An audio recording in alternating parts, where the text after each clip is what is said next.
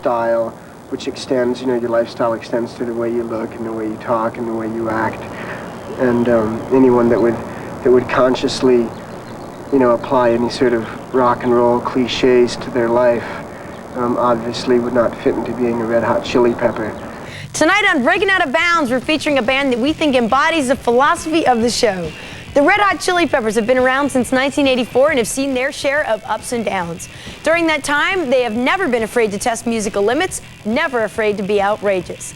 They've combined funk, punk, rap, and rock into a hybrid form that is uniquely their own. And they've been known to perform live wearing only socks on their Johnsons. They do what they want to do and are appreciated greatly for it. Because of this, it's taken success a while to catch up with them, but it certainly has. Their album Mother's Milk has gone gold, and their latest release, Blood Sugar Sex Magic, is doing even better. Recently, they let us come at the last moment to tape them live at one of their shows in New York. It wasn't a made-for-TV event, played before a hand-picked audience in a sterile environment, and we did not dictate to the band how we were going to shoot it. Now, before the show, we asked singer Anthony Kiedis if we could get a camera on the stage, and he said he didn't think it would be a good idea because he might knock the guy over. And he was probably right, as you'll soon see. First, though, you're going to see a rather unusual interview that was taped in their dressing room before the show, and we think it's pretty cool because some of the subjects we discussed. You be the judge.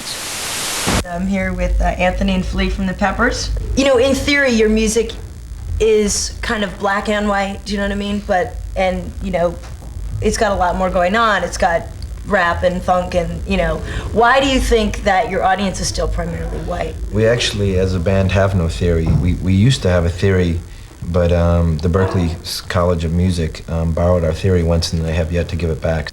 The music that we play is for everybody, and it's not like we definitely don't try to target any particular audience. Unfortunately, it's the music industry that sort of limits our accessibility to people of different colors. But it's like, our music has been too funky to get on the rock stations. Well, they're also the payoffs. And too hardcore and rocked out to get on the black stations. But you know what? This show is about busting down those barriers, isn't it? Mm-hmm. With any band, like you could say, like any band that's like in the same sort of vein as us, like maybe Urban Dance Squad or Fishbone or whoever. The thing is, it always boils down to one thing, and it just boils down to like musicians playing in bands that have heart and have dedication and stick to what they do and put their entire selves into it and make all the sacrifices that a musician needs to make to really make good art. It just seems to me so natural that someone who liked Metallica would like Jane's Addiction, or so, you know what I mean? Somebody who liked a lot of different things would be able to get together and listen in, unfortunately.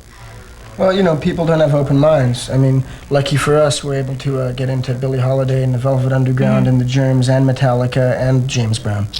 How do you guys feel about quote-unquote alternative music? To me, like when I think about like categories of music and someone says alternative music, I mean, I guess that's what we fit into because we don't sound like Bon Jovi or we don't sound like Belle Biv DeVoe. But, at the same time, it's like I think of alternative music and I think, oh, well, that means there's either a girl in the band or they're from England and they have funny little haircuts.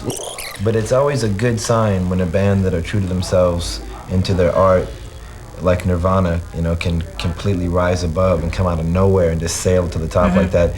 I mean, that's like a good little stab of hope for all the other grovelers out there who want to do what they do and not change it to fit any sort of preconceived formula and try to make it in the music business, because if you can make it without ever having to compromise your true love in life, then that's the only way to do it. Nobody's seen this for 100 years.